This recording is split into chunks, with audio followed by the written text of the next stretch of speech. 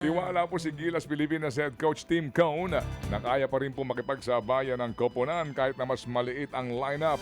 Tingin po ni Cone, may mga pyesa pa rin daw po ang Gilas kontra nga sa Australia at sa New Zealand. Sila ang makakalaban ng pambansang koponan sa second window ng FIBA World Cup Asian Qualifier sa katapusan po ng buwan.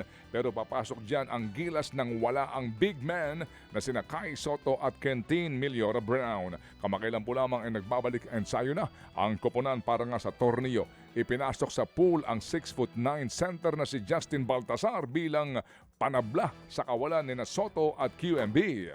Samantala, hindi pa sigurado ang Gilas Pilipinas Women kung makakalaro ang sentrong si Jack Animam sa FIBA Women's World Cup Qualifiers. Sa gitna ito ng kanyang commitment sa club team niya sa Japan. Kasalukuyang naglalaro para sa Denso Iri sa Women's Japan Basketball League si Animam.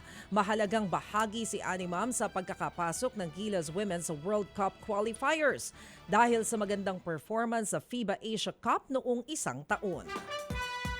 Balik boxing po naman si People's Champ Manny Pacquiao. Lalaban po ang ating pong pambansang kamao. Dito po sa dating junior welterweight champion na si Ruslan Provotnikov. Gaganapin po ang naturang laban sa Abril 18 sa Las Vegas, Nevada. 10 round ang itatagal po ng welterweight exhibition. Huling lumaban si Pacman noong July 19 kontra po sa WBC welterweight champion na si Mario Barrios kung saan ang laban ay nauwi sa draw.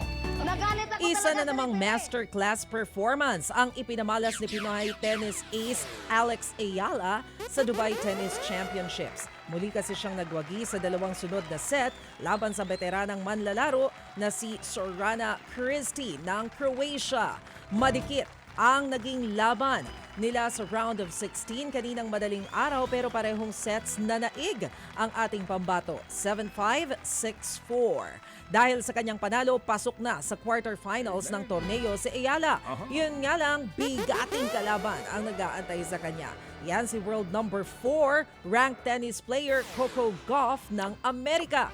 Gaganapin naman ang kanilang laban mamayang gabi. Ang tindi nito, no? Araw-araw yung laro. Oo Yung nga. stamina mo ang ano dito, tsaka yung iyong katawan. Dapat sa'yo mag-osteoguard ka na. Alex, ha? Sa UAAP Season 88 naman, Women's Volleyball, muli pong nanguna ang rookie spiker na si Sam Cantada sa panalo po ng defending champions, NU Lady Bulldogs. Gumawa po ng 16 na puntos si Cantada sa straight sets ng NU kontra Adamson Lady Falcons 25-23, 25-19 and 28-26.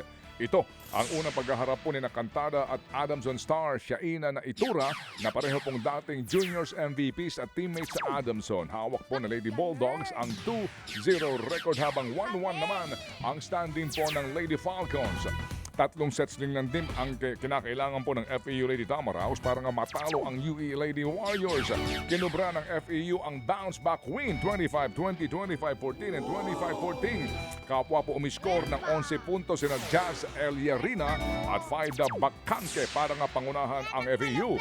Umakit po sa 1-1 ang win-loss record ng Lady Tams habang wala pa rin pong panalo sa dalawang laro ang UE. Mga kapatid, brothers and sisters, saan ka pa? Dito na tayo sa totoo. Dito na tayo sa True FM. Mga kapatid, mag-subscribe and follow po kayo sa social media accounts ng True Network PH. Yan po kami, hanapin nyo lang True Network PH, Facebook, Instagram, YouTube, TikTok, and podcast.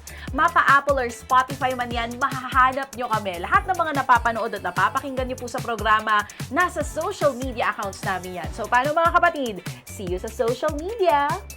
Dito tayo sa